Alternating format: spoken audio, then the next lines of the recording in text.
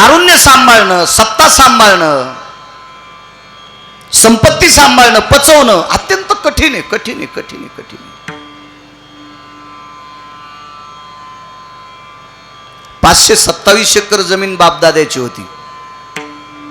6वीला शाळेत असताना मी त्या गावात लग्नाला गेलो, त्यावेळेला त्या गावामध्ये 527 एकर प्युअर जमीन, आजची 45 ते 40 लाख रुपये एकरची 557 एकर जमीन, 527 एकर जमीन. मी 6वीला असताना तो माणूस पाहिला, आणि तो माणूस गुंठाभर जमीन नसताना हरिदास शेठ ग्रामपंचायतच्या पत्रात मेलेला पाहिला.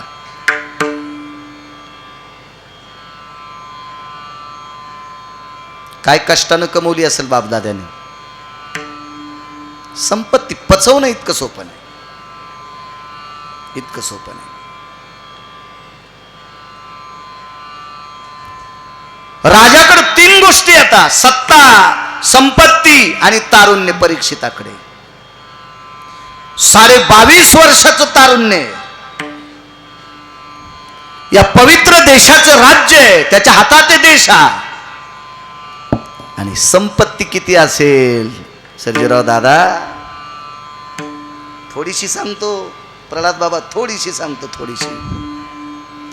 या राजा परीक्षितीच्या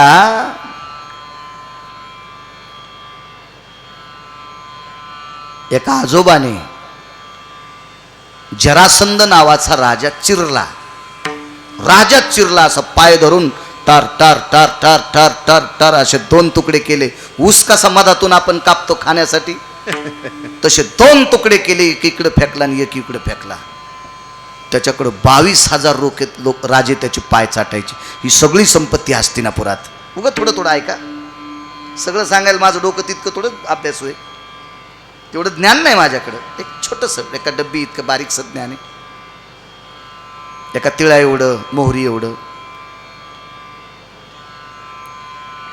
दुसरी संपत्ती, या राजाचे एक आजोबा पंढरपुरातल्या मालकाची सख्य मेवणे. आता ज्याचं मंदिर करता का गोवर्धनाचं, ह्या द्वारकेतल्या मालकाचे प्रल्हाद बाबा सख्य मेवणे अर्जुन. आणि त्या अर्जुनाकडे पंढरपुरातल्या मालकानं 3.5 वर्ष शिमंतक नावाचा मणी ठेवला होता.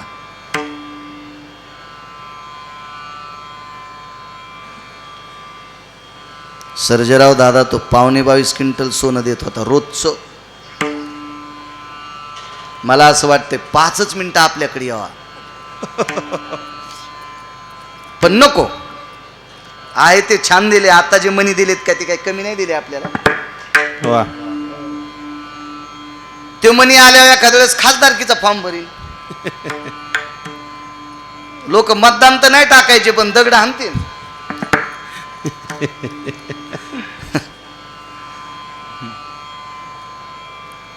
22.5 क्विंटल रोजचं मनी देत होता तो, रोजचं मनी, रोजचं.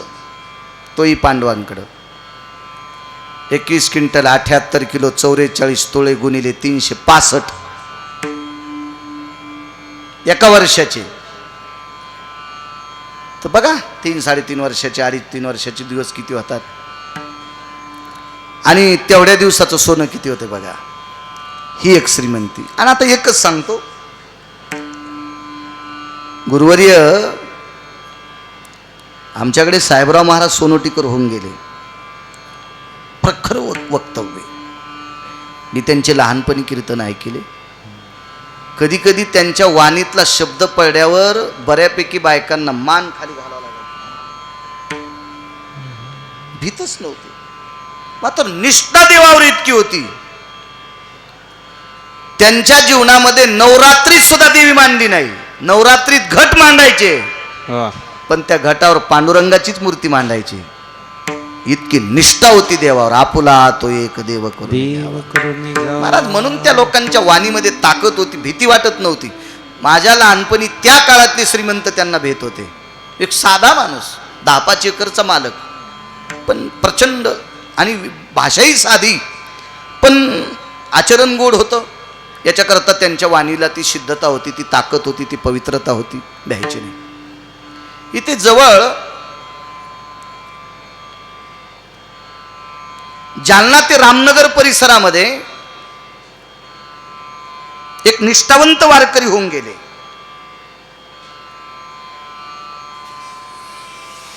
ते तर इतके प्रचंड बोलायचे. तसा बोलणारा माणूस, तसा बोलणारा वारकरी मला आस्थागत आतापर्यंत सापडलेला नाही.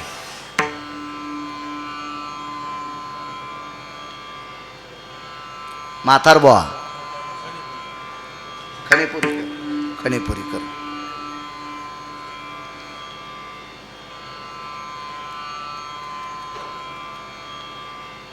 त्यांनी म्हणावं, भजन सगळ्यांनी म्हणा, स्वर तुम्हाला हळूहळू येईल, पण चाल म्हणायला त्यानंच या ज्याला स्वराचं परिपूर्ण ज्ञान आहे त्याला. नाही तर स्वर गेल्यावर म्हणायचं स्वराविना गाय आणि व्याभिचारी त्याची माय. ते शब्द दुसरा वापरित होते बरं का, फक्त भागवतावर म्हणून तो शब्द वापरत नाही. तुम्हाला ऐकायचं असेल तर गाडीत सांगतो. एवढी प्रचंड शुद्धता वाणीमध्ये महाराज, वागतही तशीच होते.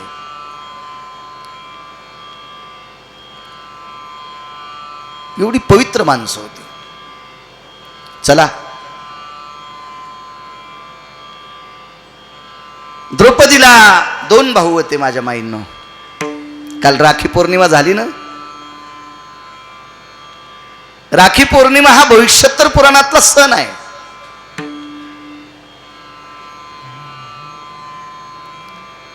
भाऊबीजी एक अनन्य साधारण महत्वाचा भारतीय संस्कृतीतला सण आहे. दिवाळीतली भाऊबीजी आणि कालची राखी पौर्णिमा. या 2 दिवशी बहिणीनं भावाकडे जावं, अन्यथा भावानं बहिणीकडे जावं.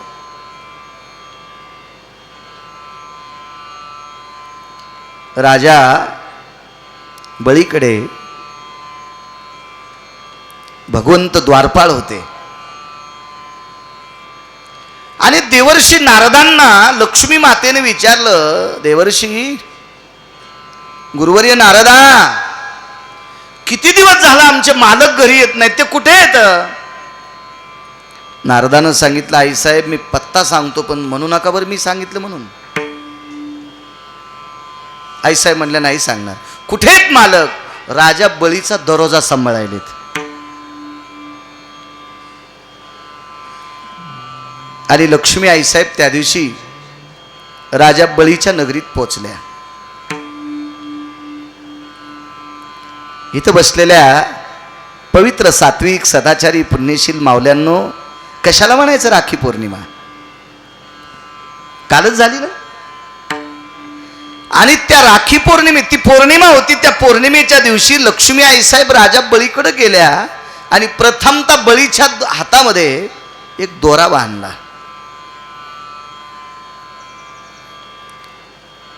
आता नाना प्रकारचं वेगवेगळं सूत्र झालं. राख्या किती महागड्या, किती काय. पूर्वीच्या काळात आमच्याकडे भूदेवी यायचे ब्राह्मण, ते पौत बांधायचे. दोरा असायचा त्याला पिवळा आणि त्याच्यावरी थोडासा रेशमाचा गोंडा असायचा. झाली राखी.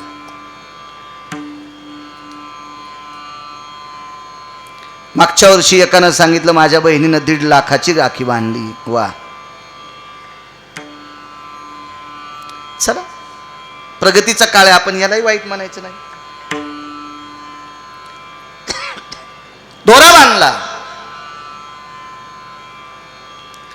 राजा बळीने विचार केला, आपल्याला बहीण म्हणून कोणीतरी राखी बांधते म्हणून आज बी लक्षात घ्या, मंत्र सांगत नाही, तो मंत्र शोधा, तो मंत्र पाठ करा. आजही राखी बांधत असताना, ब्राह्मण हातामध्ये दोरा बांधत असताना, पूजा करत असताना, ब्राह्मण हातामध्ये कंगन बांधत असताना तो मंत्र म्हणत असतो. त्या मंत्रामध्ये राजा बळीचं नाव येते.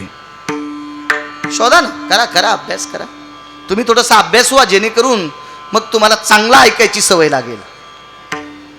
आणि दुसरी गोष्ट, तुम्ही इतक्या अभ्यास व्हा की तुमच्या पुढे कीर्तन आणि भागवत सांगताना आम्हाला घाम यावा, असे अभ्यास व्हा. नाही तर तुम्ही जर नाही सुधारले तर आम्ही गाणेच म्हणणार, सटाक्यात सांगणार, गप्पाच सांगणार, गोष्टीच सांगणार. यम तुम्हाला हाणणार, पाकिट देणाऱ्याला हाणणार, आम्हाला हाणू द्या हो. आम्ही निदान तुम्हाला बुक्का लावून तर चाललो, पण तुम्हाला नाहकच हाणायला नियम देऊन घेऊन हाणायला तुम्हाला नियम. तुमची परिस्थिती पहा. त्याच्यामुळे अभ्यास व्हा, चांगलं पाठ करा. कधी कधी मोबाईलवर ग्रंथ पहा, पुराण पहा, शास्त्र पहा, वेद पहा, ज्ञानेश्वरी पहा, गाथा पहा, मोठ्या मोठ्या अधिकारी लोकांनी केलेलं वक्तव्य पहा, चांगल्यांचं ऐकत राहा.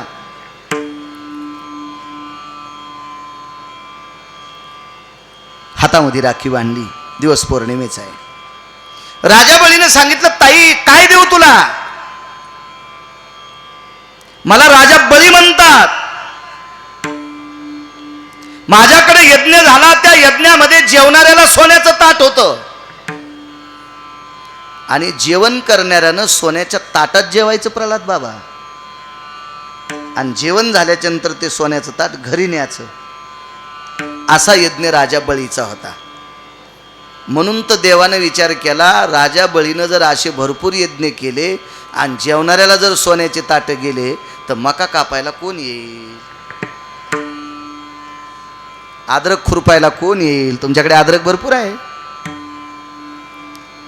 कापूस खुरपायला कोण येईल? तूर कापायला कोण येईल? सोयाबीन कापायला कोण येईल? म्हणून राजा बळीला पाताळात घातलं. कारण प्रजा निष्क्रिय होऊ लागली. महाराज, शासन कसं असलं पाहिजे माहिती आहे का?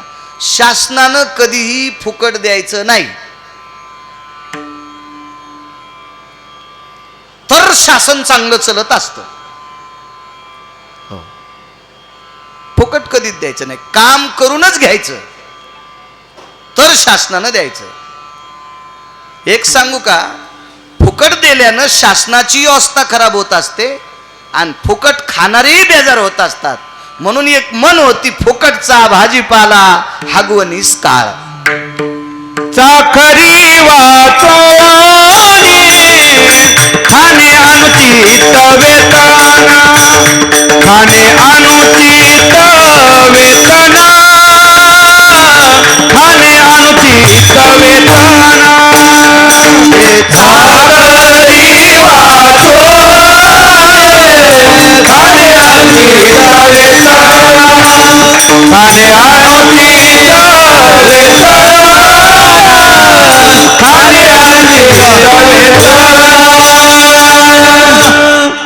चाकरी वाचवण खाणे अनुचित वेतन.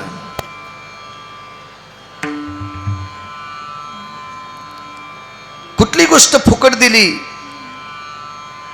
की ती सगळी व्यवस्था बिघडत असते. सोपी गोष्ट, जाऊ द्या, आपल्याला एवढं मोठं सांगायची काय लायकी आहे का? आपला अधिकार आहे का? आपला तो दर्जा आहे का?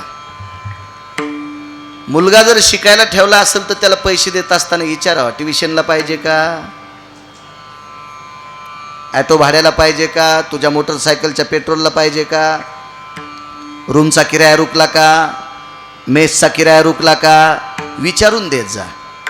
न विचारता मर्यादेपेक्षा जर जास्त दिले तर मेसचा डब्बा तसाच इटून वापस जातो आणि तेच पोरग धाब्यावर जेवायला जातं आणि धाब्यावर जेवणारं पोरग बापाच्या 13व्या पस्तोर संपत्तीत होत नाही.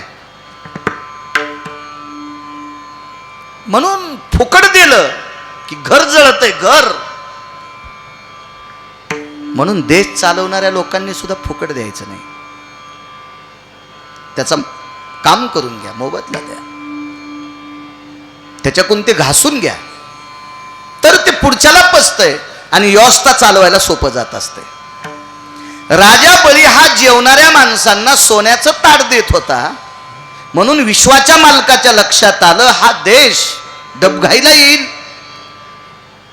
निष्क्रिय लोक व्हायलेत, कर्तव्यहीन व्हायलेत, कर्महीन व्हायलेत, कर्तव्याचा अंक खाली चालला, ही अशी आळशी बनतील. उद्या भविष्यात यांना अंथरुण झटकायचा सुद्धा कंटाळा येईल. म्हणून राजा बळी हे वाईट नव्हते, पण लोकांना विलासी बनवत होते. म्हणून बळीला पाताळात घातलं. आणि त्या बळीकडे प्रभू कामाला होते. बळीनं सांगितलं, ताई काय देऊ? कल्पना करा, लक्ष्मीला काय गरज होती हो?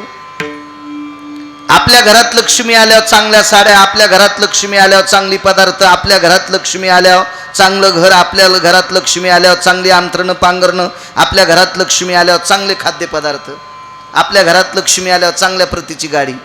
म्हणजे आपलं भलं करायची ताकद जिच्यात येते ती बळीला कशाला मागेल?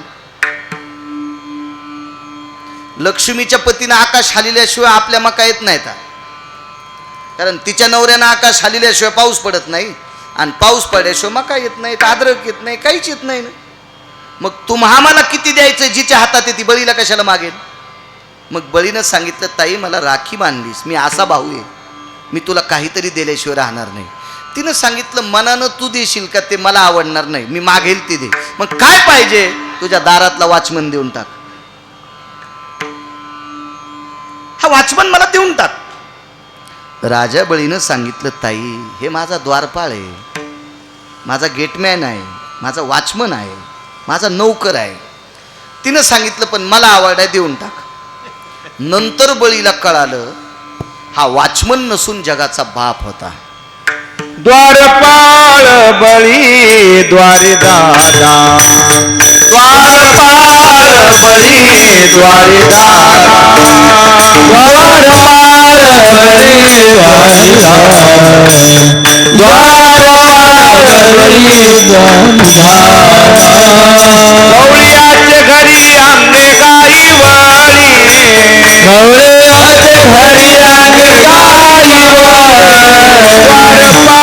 द्वारपाळ बळी द्वारी दादा, द्वारपाळ बळी द्वारी दादा, द्वारपाळ बळी द्वारी दादा, द्वारपाळ बळी द्वारी दादा.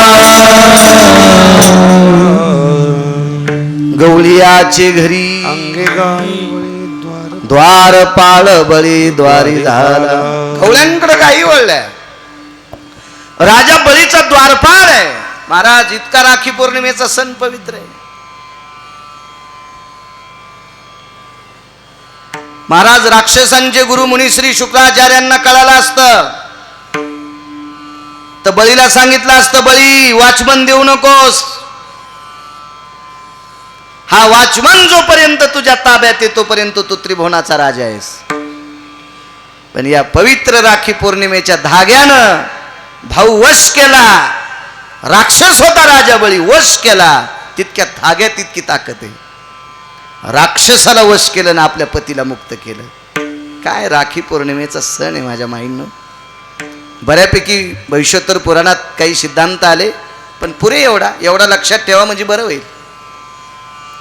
4-5 सांगितलं सगळेच विसरून जातील. शक्यतो सगळ्या गोळ्या एकखाट्या घेतल्या की घाम येत असतो, म्हणून डॉक्टर सुद्धा लिहून देते, ही सकाळी, ही दुपारी, ही जेवणाच्या आधी, ही नंतर, वगैरे वगैरे.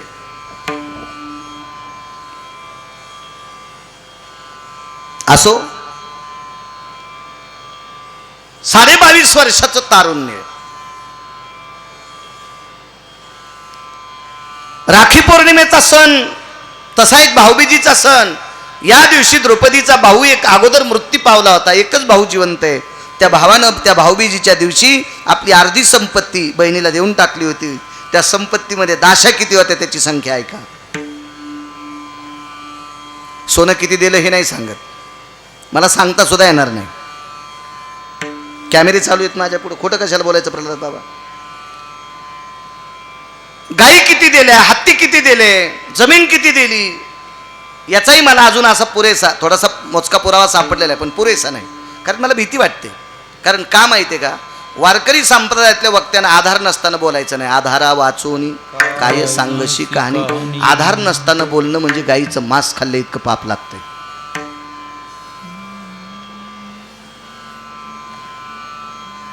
पण दाशा किती दिल्या भांडे घासायला? 48,324 बायका भांडे घासायला दिल्या.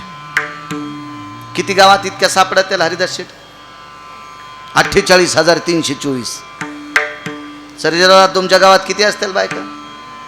कितीची बॉडी ग्रामपंचायत? 9ची आहे ना वाटते, 9ची. म्हणजे गेवराई शिमीतले असे किती गावं? एवढ्या गावात जितक्या बायका भरतात तितक्या बायका एकट्या द्रौपदीला भावानं भाऊबीजेच्या दिवशी दान केलं. किती श्रीमंत असेल राजा परीक्षिती. एवढी श्रीमंती, या पवित्र देशाचं राज्य आणि 22.5 वर्षाचं तारुण्य, तरी पण धोत्राव इन केली नाही.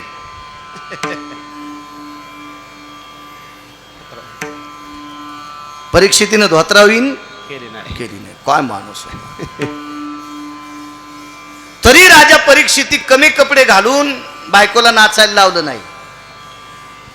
हे काही काही लोक आमच्या पुढं पुढं करतील, प्रल्हाद बाबा आपल्या पाया पडतील, पण हे वाढदिवसाला फिरायला गेल्यावर बायका घेऊन गेल्यावर कळते हे किती नाटकं करतात तिकडं.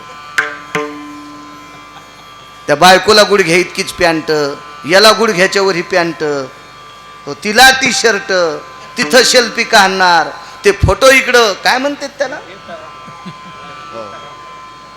व्हायरल का व्हायरस, काय व्हायरल ना, व्हायरल बटन हावसानं दाबणार आणि मग आपला तमाशा जगाला पाहायला लावणार.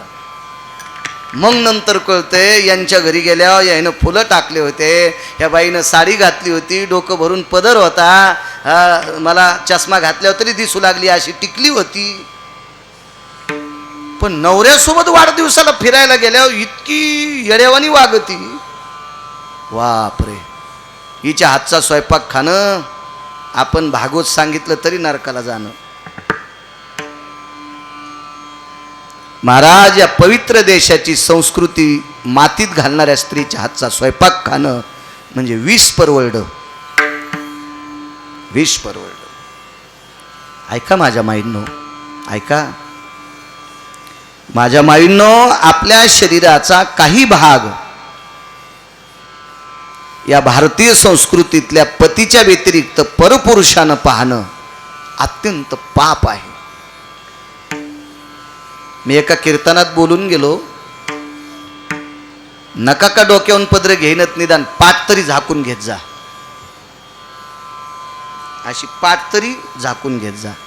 या पवित्र भारत देशातल्या स्त्रीची पाठ पाहणं पुरुषासाठी 7 जन्मापर्यंत घातक असतं. तुम्हाला किती घातक आहे हे पुन्हा कधी सांगेल, आला उदाहरण तर उद्या सांगेल. देवानं किती जरी पैसे दिले ना हरिदास शेठ, ते आतल्या खिशात ठेवायचे. जे डायरीच्या पुढून नोटात होतेत का, हे भिकार चोट असते. डायरी मागन नोटा 500च्या पुढून या दिसत्या नोटात होतेत का, हे भिकारी नसतेत, हे भिकार चोट अवलादी असतात. भारतीय संस्कृती सांगते पैसे झाकलेले असावा. ह्या जुन्या ज्या मथाऱ्या आहेत का, जुन्या काय काय मथाऱ्या, नऊवार लुगडे नेसणाऱ्या, तर नऊवार लुगडं नेसणाऱ्या स्त्रीला कंबळ असते. या साड्यावाल्याला काय कंबळ करणार. वटीपदराच्या खाली जी गाठ असते तिला कंबळ म्हणतात. मिऱ्या घालणे आणि मग त्या मिऱ्याचा लखोटा करणे, आणि तो लखोटा असा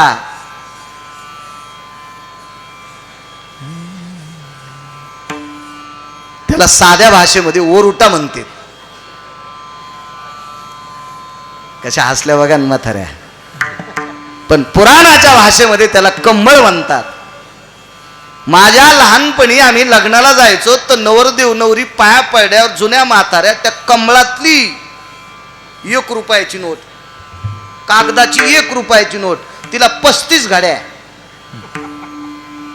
आणि ती 1 रुपयाची नोट नवरदेव नवरीला पाया पड्यावर देत होत्या.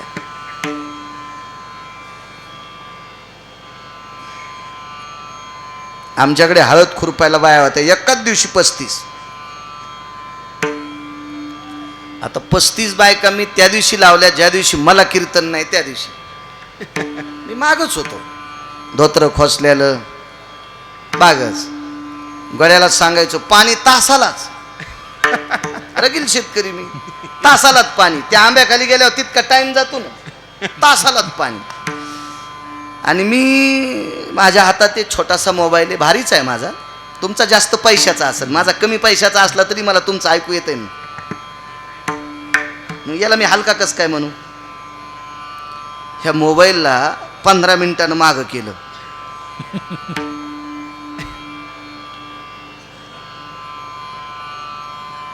महाराज किती वाजले? म्हणलं 3:45 वाजले. महाराज तुमचा मोबाईल बिघाड आहे. हळद खुरपिनार बाई म्हणली महाराज तुमचा मोबाईल बिघाड आहे. 4:02 झाले.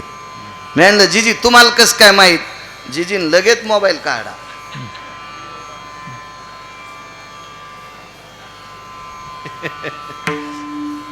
पंचावन्न वर्षाची जीजी. चला काळ सुधारित, याबद्दल काही मला दुःख नाही, आनंदाचा आहे. गोड येऊ दे. टाइम मी माग केला बी नव्हता बरं का, येरी सांगायला तुम्हाला.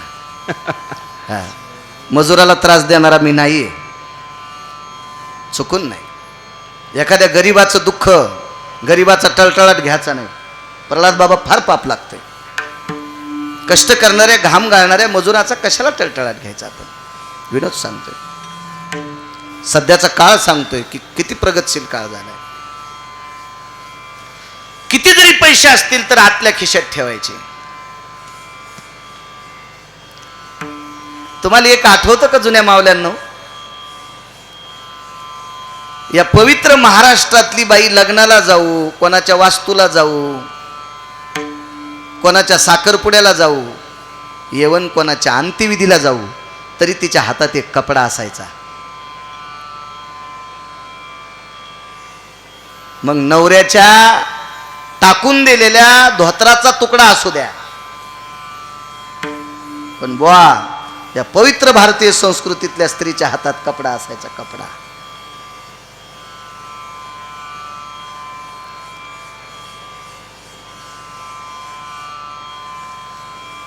आपण ज्याच्या घरी चाललोत, 10व्याला जरी चालल्या तरी तो कपडा, अंत्यविधीला चालल्या, राखेला चालल्या तरी कपडा.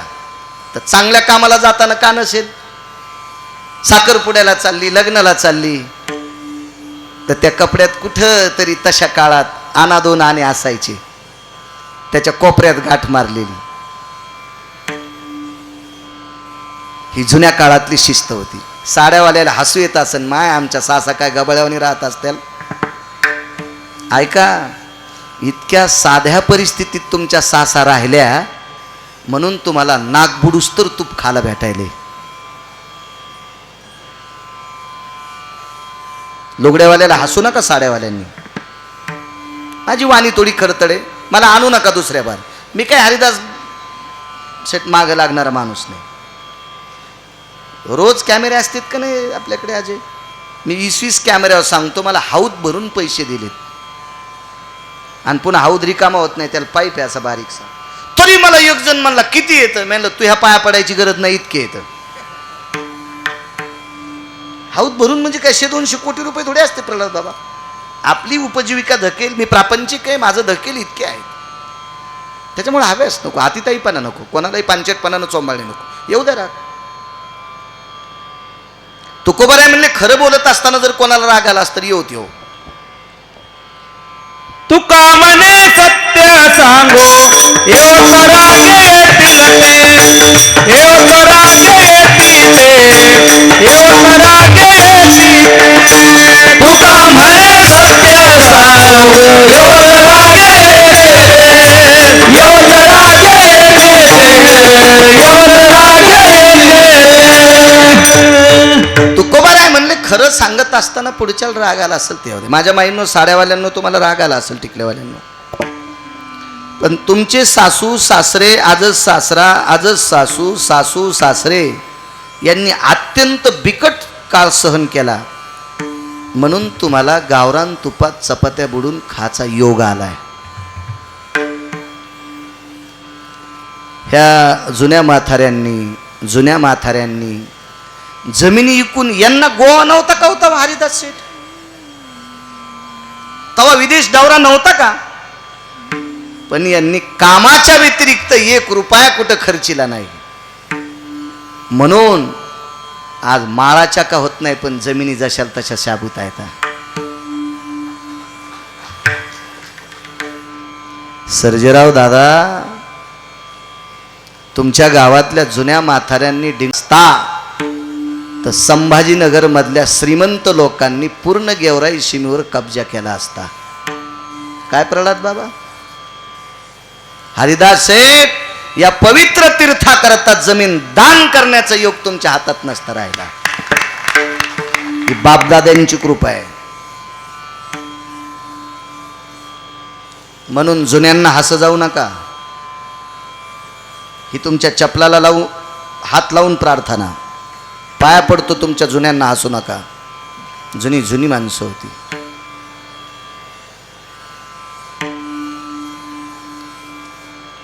आवताचे बैल इकून एका हरामखोरानं वाढदिवस केला.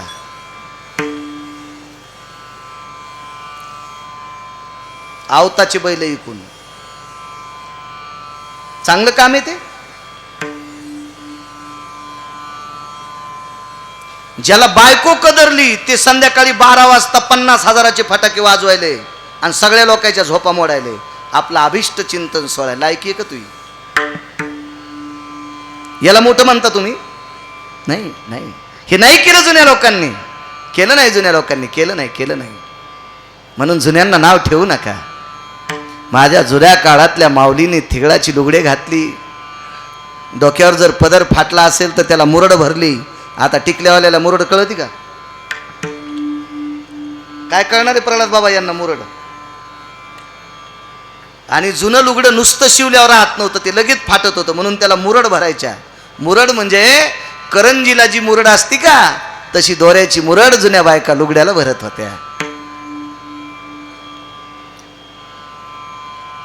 चला, अशा 48,324 दाशा दिल्या. इथपर्यंत आलतो ना. इतका श्रीमंत राजा परीक्षिती, एवढा तरुण राजा परीक्षिती, या पवित्र देशाचा राजा परीक्षिती, पण पोटात तिळा इतकं सुद्धा वाईट नव्हतं. 3 गोष्टी आपल्याला, एक गोष्ट सांभाळणं कठीण आहे, एक गोष्ट सांभाळणं कठीण आहे. आम्ही एकदा पांडुरंगाच्या दर्शनाच्या रांगेला लागलो. जुनी गोष्ट आहे. आता काही रांगेला लावायचं ठेवलं नाही देवानं. आता काही पंढरीतल्या मालकानं गिरगाव करायला रांगेला लागायचं ठेवलं नाही. ये रे बाळ्या, पड पायान जाय.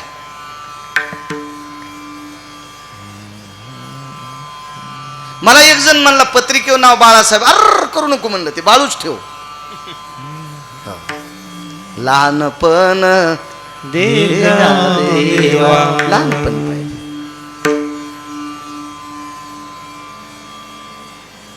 हे महाराज बोलत होते मला मगाशी, कौतुक वाटतंय म्हणे आम्हाला. मी म्हणलं नाही महाराज, शब्द वापस घ्या.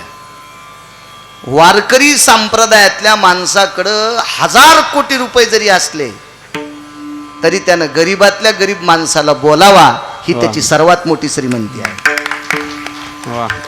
आणि वारकरी संप्रदायातला माणूस पैसे झाल्यावर जर सामान्याला लोटीत असेल तर समजायचं हे 2 पायाचा हाले आहे.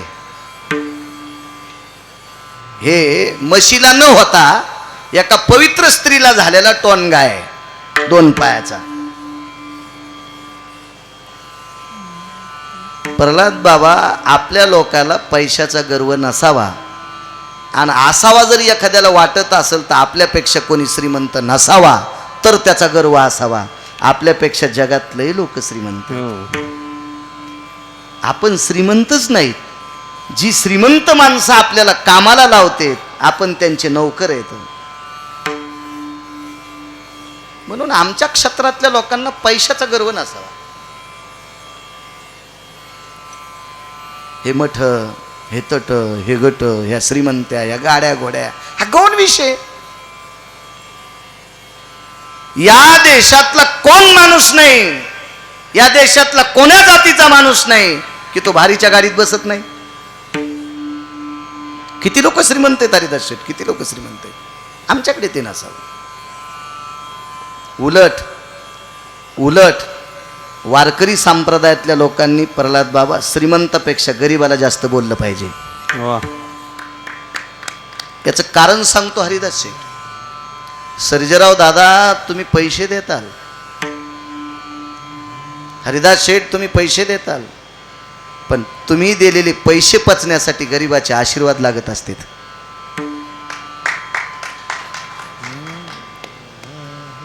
म्हणून सर्वसामान्य वारकऱ्यांकडं मोठ्या गाडीत आलेल्या कीर्तन ऐकायला आलेल्या माणसाचं नाव घ्या, औपचारिकता आहे. 5-4 बाऱ्या त्याचं वर्णन करा बापू, ही औपचारिकता आहे. पण आदर मात्र खालून गडावर पायी येणाऱ्या लोकांचा जास्त करा. याच्यात पंढरपुरातला मालक आणि काशीतला मालक प्रसन्न होत असतो. अजून एक लक्षात घ्या, तुम्हाला एक कारण सांगतो.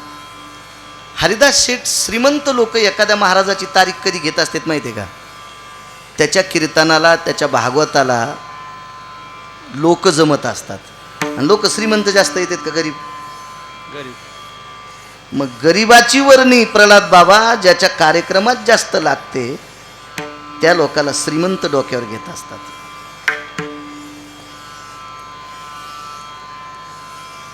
आणि श्रीमंताला यायचीच गरज नसती ना. एखाद्या वेळेस एखादा श्रीमंत रस्त्यात जाता जाता आडून मी पाया पडून 2,000 देऊ शकतो, झाला महाराज खुश त्याच्यावर. ते कीर्तनात नसताना आदरणीय साहेबांनी आम्हाला त्या ठिकाणी भेटून काय आमचा सन्मान केला. अरे साहेब कंदुरी जेवून आलता, याची तर तुला अक्कल असायला पाहिजे. हो, कांद्याच्या काचुळ्या खिशातच होत्या, अर्ध लिंबू चिरलेलं खिशातच होतं, तरी त्या साहेबानं 2,000 रुपये दिल्यावर कीर्तनात त्याला चोंबाळायला लागला, तुला देव यम पिराला कापीन पिराला. कधी कधी गरिबाचा सन्मान फार मोठा असतो. एखादी बाई दुसऱ्याच्या मकात खुरपीत असेल, कापसात खुरपीत असेल, अद्रकीत खुरपीत असेल हरिदास शेठ, आणि तिच्या कमळामध्ये तिच्या कमराला एखादा रुपया 5चा 2चा 1चा खोसलेला असेल, आणि प्रल्हाद बुवा तुमची गाडी रस्त्यात उभी असेल आणि त्या बाईच्या लक्षात आलं महंत प्रल्हाद महाराज आलेत, ते हातातलं खुरपं ठेवून मातीनं भरलेल्या हातानं तो रुपया कमरेचा काढा आणि तुमच्या पाया पडून माती लागलेला रुपया जरी तुम्हाला दिला तर तो रुपया सोन्यापेक्षा जास्त वजनदार असेल.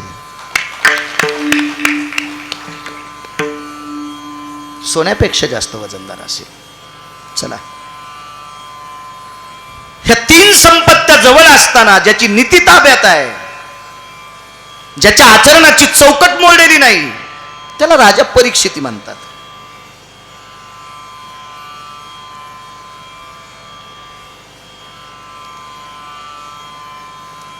तुम्ही किती शिस्तीत वागायचं हा तो संदर्भ श्रीमद भागवतात आहेच. पण हरिदास शेठ सर्वात जास्त आम्ही गोड वागायचं. माय बापानं जिच्याशी लग्न लावून दिलं तिला ओघळता समोर बसलेल्या प्रत्येक स्त्रीला माय आणि बहीण मन, देव तुला कुठंच कमी पडू देणार नाही. बापू वारकरी संप्रदायातला मृदंगाचार्य असेल, वारकरी संप्रदायातला गायक असेल, वारकरी संप्रदायातला भागवतकार, रामायणकार, कीर्तनकार, शिवपुराणकार कोणी असू द्या, ज्या दिवशी याची नीती भ्रष्ट होत असती त्या दिवशी समजायचं यम उलट मोजायला आहे. सर्जेराव दादा एक ठराविक काळ देतो देव नीट होण्यासाठी, आणि तितक्या काळात जर आम्ही नीट नाही वागलो तर आमचा संसार खालून पेटतोय. रंक होती राधे यमाची घरी, रंक होती राधे यमाची घरी, आचरण बरे नाही म्हणू, नाही म्हणू, आचरण बरे नाही म्हणू. रंग होती राधे यमाची घरी, रंग होती राधे यमाची घरी, आचरण बरे नाही म्हणू, आचरण बरे नाही म्हणू. सगळं आचरणावर खेळ आहे. एखाद्या वेळेस अभ्यास कमी असला तरी चालेल बरं महाराजाला, पण त्याचं आचरण शुद्ध असलं पाहिजे. अशा लोकांच्या पाया पडा. महाराज पाप करणाऱ्या लोकांच्या पाया पडलं ना, त्याच्या पायातलं पाप डोक्यात येतं आणि त्या डोक्यात आलेल्या पापानं अख्ख्या संसाराचं खोकं करून टाकते. म्हणून पाणी पिना छान के, पाणी गाळून केलं पाहिजे, आजार होत नाही. आणि महाराज शोधून नमस्कार केला पाहिजे, पिढ्या बरबाद होत नाहीत. मोठ्या गाडीत आलेला महाराज मोठा, ते लय पैशावाला महाराज मोठा. अरे या देशातल्या वेशेकडं, या देशातल्या पवित्र भारत देशातल्या वेशेकडं लादण्याच्या सोन्यानं भरलेल्या होत्या. तिचं नाव महानंदा. याच पवित्र देशातली कमला सुंदरी नावाची वेश्या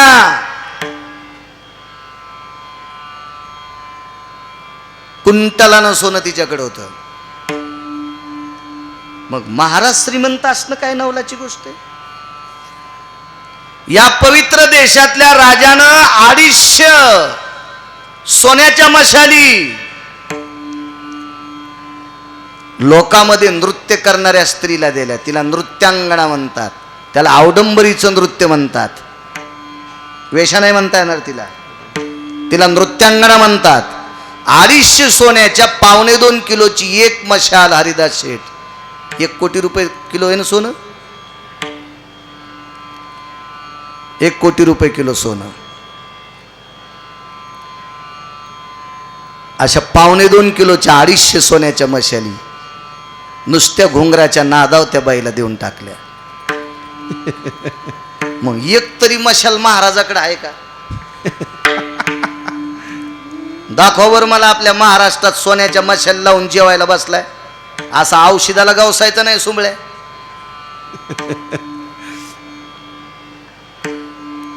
म्हणून या देशातल्या वेश्याच्या घरी सोन्याची मशाल लागली तर महाराजाकडे लय मोठे पैसे आहेत म्हणून तो मोठा आहे. हे मूर्खपणा आहे. ज्याचं आचरण मोठं आहे तो मोठा आहे. या पैशातल्यानं, गाड्या घोड्यानं, जमिनी जुमल्यानं कोणालाही मोठं म्हणी जाऊ नका. हे 2 पैशानं मोठे असतील, विचारानं नाही. राजा विचारानं मोठा होता. नामने परीक्षिताया शुद्धाचारे विचारे, नामने परीक्षिताया आचार विचार शुद्ध होता परीक्षित. कुलोद्भव शुद्धानां नामने जयो परास्थितां. महाराज नामाच्या साधनेमध्ये जय प्राप्त केलेल्या पवित्र कुळातला हा राजा परीक्षिती आहे.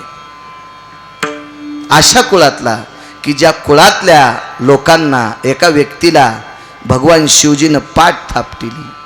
संग्रामे अर्जुनीला भगवान शिवजीनं पाठ अर्जुनाची थापटावा. काय अर्जुन, कोण भीम, कोण नकुल, कोण सहदेव, कोण धर्म, या पवित्र कुळातला राजा. पण एक दिवस काम चुकीचं घडलं. शेठजी, चुकीचं घडलं.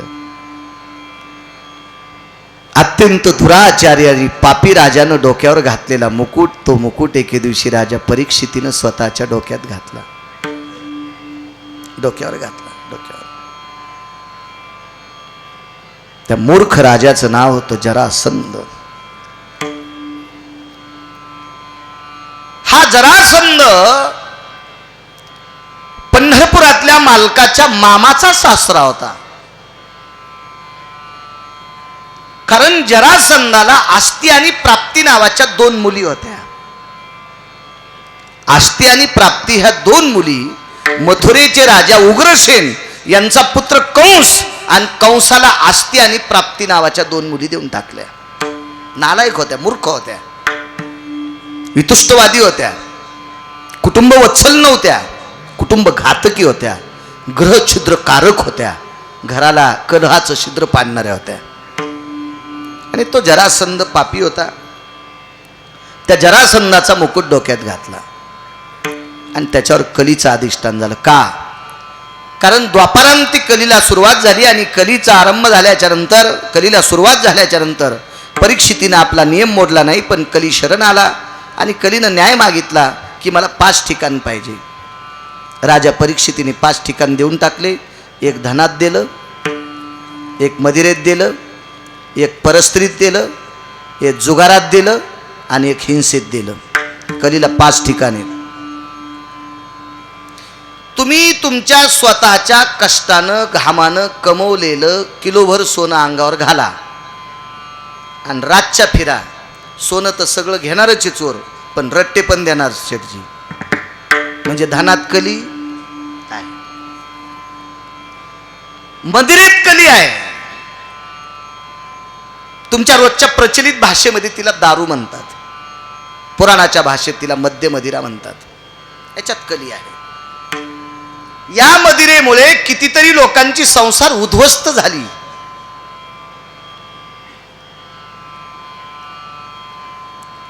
न्यायसूत्रातल्या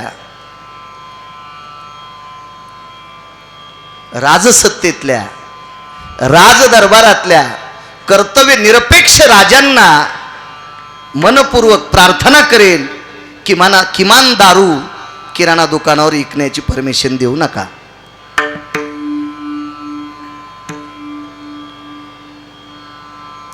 या पवित्र राजसत्तेतल्या लोकांच्या पायात बुटा असले तरी त्यांच्या पायावर डोकं ठेवून प्रणाम करेल. वारकरी या नात्यानं या देशातल्या पवित्र सात्विक सदाचारी सुसंस्कृत स्त्रीचा संसार सुखाचा व्हावा याचं पुण्य वाटून घ्या. किमान ही दारू किराणा दुकानावर विकण्याची परमिशन देऊ नका. ही राजदरबारातल्या लोकांना प्रार्थना करेल. सोन्यासारखी संसार हरिदास सेठ मातीत गेली हो, मातीत गेली.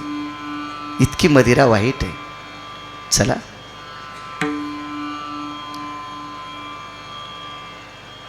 दुसरा मुद्दा, जुगारात कली. महाराज धर्मासारख्या पवित्र व्यक्तीला बायको विकावं लागली. याच्या पलीकडचं पाप कोणतं आहे? जुगार. वेगात सांगतो. प्रल्हाद बाबा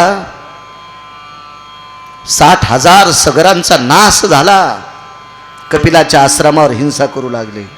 60,000 सगर पुत्र जळून राख झाले, राख झाले, राख झाले. इतकी हिंसा ही चित्र आहे. परस्त्रीत कली दिला, परस्त्रीत कली दिला. महाराज रावणासारख्याचा बट्ट्याबोळ झाला. रावणाची एक चौक टिकल्यावर 13-12 खासदार, गुणिले 7 कोटी. कोणाची मायव्याली रावणाच्या विरोधात खासदारकीचा फॉर्म भरायची. एवढा प्रचंड श्रीमंत रावण, पण नुसतं दुरून एका स्त्रीला पाहिलं. पहा त्या रावणा काय झाले, पहा त्या रावणा काय झाले, पहारे पहारे त्या रावणा काय झाले. 4-2 एकरवाल्याची काय कथी? त्या धनात कली. स्वर्णाचं अधिष्ठान, कलीचं अधिष्ठान झालं. राजा परीक्षिती शिकारी करता गेले. तृष्णा लागली, तहान लागली. आश्रमावर पाणी मागत होते, पाणी मिळत नव्हतं. एक महात्मा बसलेले, योगाची मुद्रा लावलेली, साधन आहे, योग धारणा करतात आणि डोळे झाकून भगवंताचं नामचिंतन करतात. साधूला ऐकायला येत नव्हतं. तो समाधिस्थ होता साधू. आणि राजाला राग आला. महात्मा असून पाणी देत नाही म्हणून खाली मरून पडलेला सर्प बाणाच्या टोकावर उचलला आणि त्या साधूच्या गळ्यात टाकला. राजा निघून गेले. थोड्या वेळानं त्या महाराजांचे पट्ट शिष्य होते. त्या पट्ट शिष्याचं नाव होतं गौरमुख नावाचा शिष्य. मुनिश्री श्रीमद भागवतातलं एक तज्ञ रत्न श्री गुरु वैकुंठवासी रामचंद्र डोंगरोजी महाराज, प्रचंड विद्वान, श्रीमद भागवतातलं. ते कथा सांगायला बसले की असं वाटायचं प्रत्यक्ष शुकाचार्य आलेत. एवढे विद्वान. त्यांच्या मुखारविंदातून एक वाक्य मी पाहिलं नाही त्यांना, पण एका व्यक्तीनं त्यांनी लिहिलेली ऐकलेली भागवत लिहून काढली. त्याच्यातली प्रत मला आली. त्यानं लिहिलेलं महाराजांच्या मुखारविंदातून वाक्य पडलं. मुनिश्री शमिकांचा अत्यंत निष्ठावंत शिष्य कोण होता प्रल्हाद बाबा? तर त्याचं नाव होतं गौरमुख नावाचा शिष्य.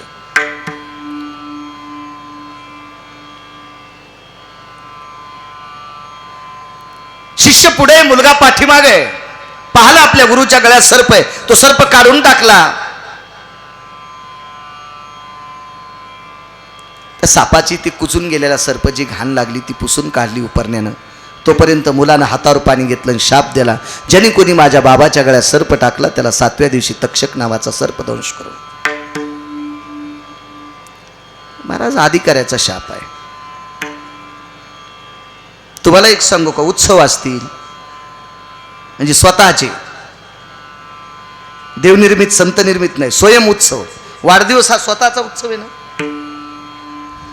हा करत असताना थोडं तरी अस्तित्व असलं पाहिजे, थोडं तरी अस्तित्व असलं पाहिजे. त्यानं काहीतरी स्वतःचे उत्सव केले पाहिजे. नाही तर आपलं तिळाईत का अस्तित्व नाही, त्यानं उत्सव करणं हे मूर्खपणाचं टोक आहे. मी तुम्हाला गाडीत एक प्रसंग सांगितला होता. एक श्रीमंत व्यक्ती, तुमच्यासारखा श्रीमंत व्यक्ती शेठजी रस्त्यानं चाललाय, पण त्याला रस्त्यानं चालता चालता अंधार पडला आणि रस्ता डोंगराचा आहे. डोंगराचा रस्ता असल्यामुळे पाऊल वाट होती. कधी कधी गाई वासरांच्या पावला वाटात रस्ता सुद्धा चुकत होता. पण कर्मनो गहनो गती, त्याला एक व्यक्ती भेटला आणि त्या व्यक्तीच्या हातात कंदील होता. आणि तो कंदील दिसल्याच्या नंतर त्या तुमच्यासारख्या मोठ्या व्यक्तीनं झप झप झप पावलं टाकले आणि तो माणूस गाठला आणि त्याच्या पाठीमागे चलत होते. आता रस्ता दिसायची अडचण नाही, पण अडचण एक आली. त्या व्यक्तीचा अलीकडच मुक्काम होता, तो तिथे थांबला. थांबल्याच्या नंतर तुम्हाला पुढे जायचं. आता पुढे कसं जाणार आहे? काळोखा अंधार आहे, आभाळ आलेलं आहे, कुठं कुठं थेंब टिपकतात. आता ते गाव कसं सापडायचं? त्या गावात आता कसं जाणार तुम्ही? विनंती केली, मला कंदील द्या. पुढचा माणूस उदार होता आणि त्यानं तुम्हाला कंदील देऊन टाकला. अस्तित्व सांगतो, अस्तित्व, अस्तित्व. त्यानं स्वतःचे उत्सव केले पाहिजे. ज्याला बायको कदरली त्यानं वाढदिवस करणं मूर्खपणाचं तो केलं.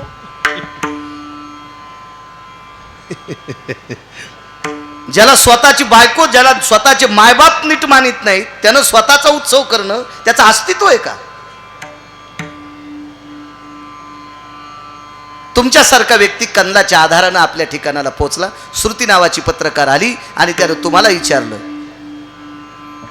तुम्ही त्या गावी आले कसे? काही नाही, मी धडाधाकट होतो, निर्भीड होतो, मला वाघाशिवाची भीती वाटत नाही, वाघ फाडायची ताकद माझ्यात होती,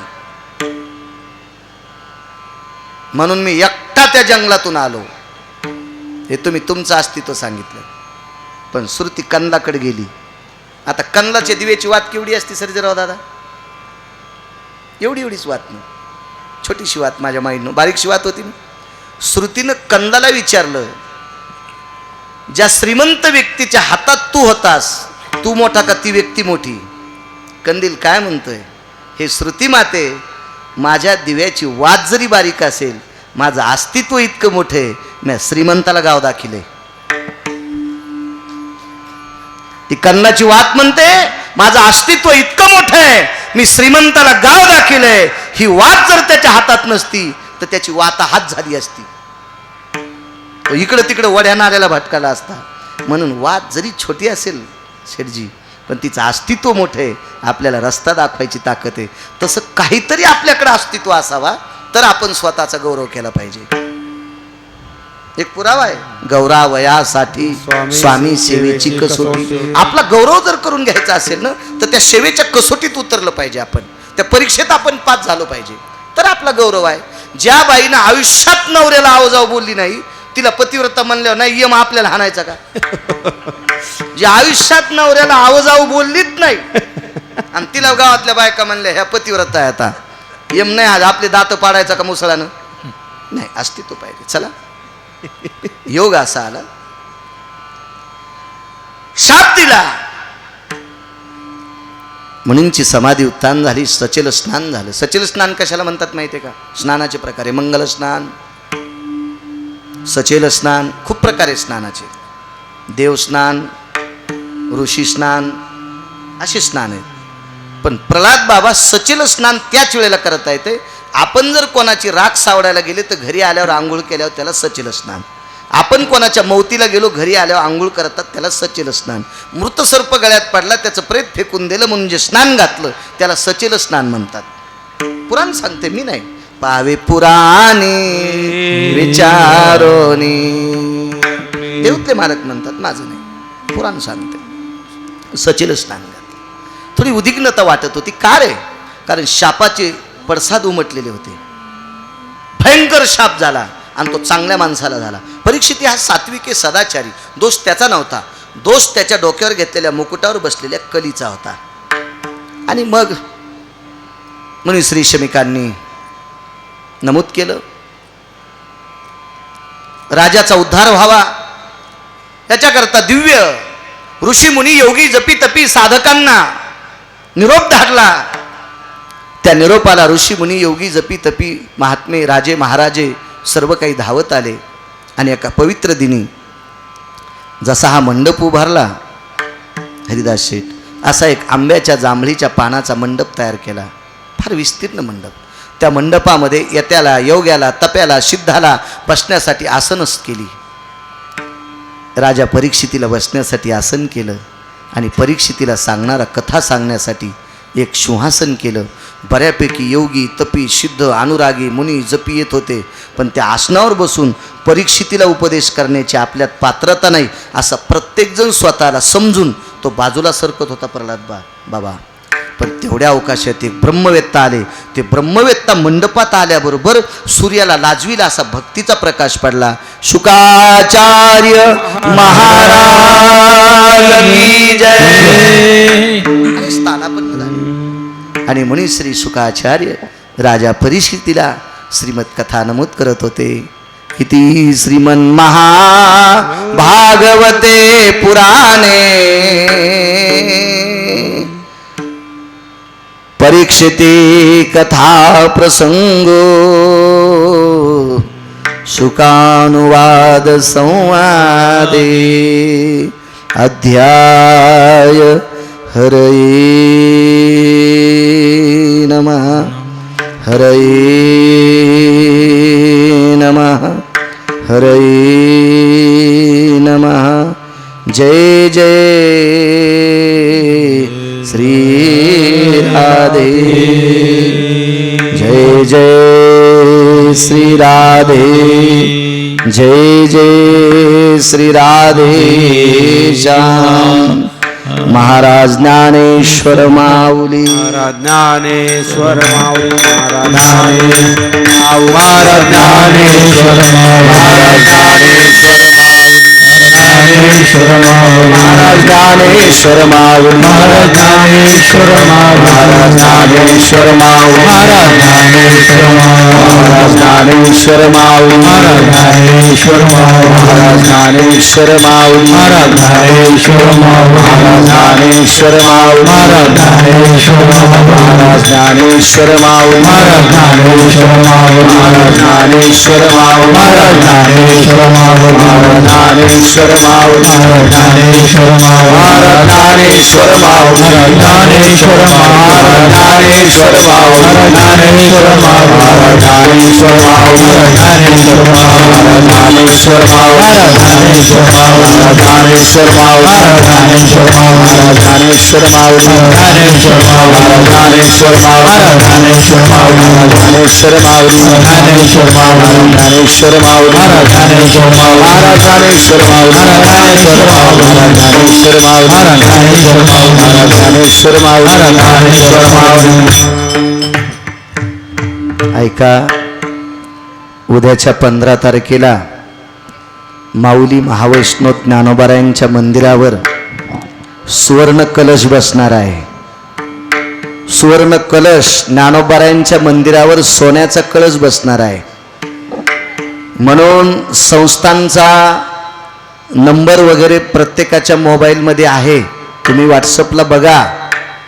आणि आपल्या नातीच्या नावानं, आपल्या मुलीच्या नावानं, आपल्या पत्नीच्या नावानं, आपल्या आईच्या नावानं तुम्ही ऑनलाईन